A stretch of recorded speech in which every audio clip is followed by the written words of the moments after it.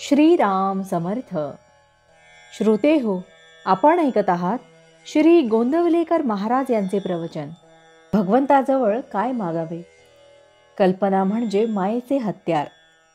कल्पनारहित थोडे नाम देखील फळ देईल.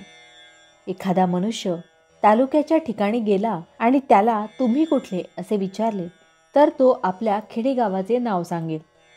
जिल्ह्याच्या ठिकाणी गेला तर तो तालुक्याचे नाव सांगेल.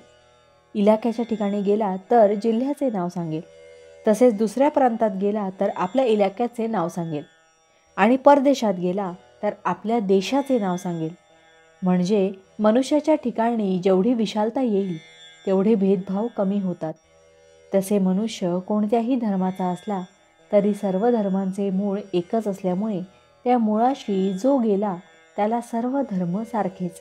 पण एवढी विशाल दृष्टी येईपर्यंत जो ज्या धर्मात जन्माला आला त्या धर्माचे आचरण करणे हेच हिताचे असते. सुख मिळवण्याच्या आपल्या सर्व कल्पना आज खोट्या ठरल्या आहेत. आपण प्रथम अशी कल्पना केली की श्रीमंतीमध्ये सुख आहे. त्याप्रमाणे रगड पैसा मिळवला तरी आपल्याला जर सुख मिळाले नाही तर आपली कल्पना खोटी होती असे म्हणायला काय हरकत आहे. एकच वस्तू एकाला सुखरूप वाटते तर दुसऱ्याला दुःखरूप वाटते. म्हणजे ती वस्तू मुळात दोन्ही नाही, सुखरूप नाही किंवा दुःखरूपही नाही. जी वस्तू आज आपल्याला सुखाची वाटते ती उद्या तशी वाटेलच असे नाही. आपली बुद्धी स्थिर नसल्यामुळे आपली कल्पनाही स्थिर नाही. म्हणून त्याच वस्तूमध्ये सुख आहे ही कल्पना देखील खोटीच असली पाहिजे. ती तेवढी खरी आहे असे आपण का म्हणावे. जगातली आपली नाती आपण कल्पनेनेच लावतो. ती नाही म्हणायला किंवा विसरायला आपणच तयार होतो.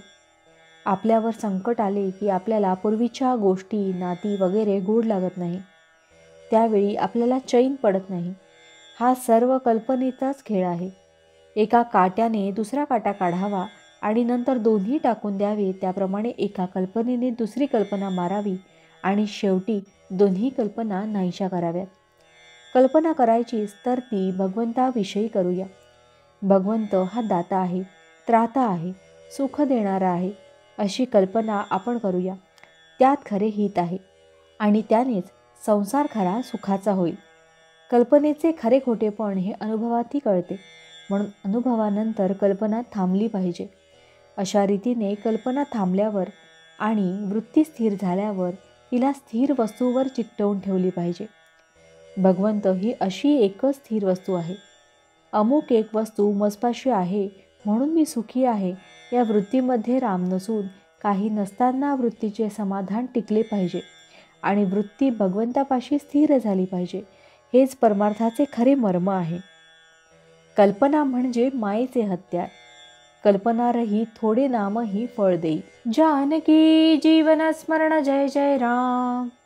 महारुद्र हनुमान की जय.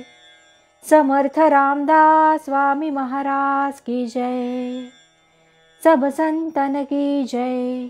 श्री अनंत कोटि ब्रह्मांड नायक राजाधिराज सच्चिदानंद सद्गुरु श्री ब्रह्म चैतन्य महाराज की जय.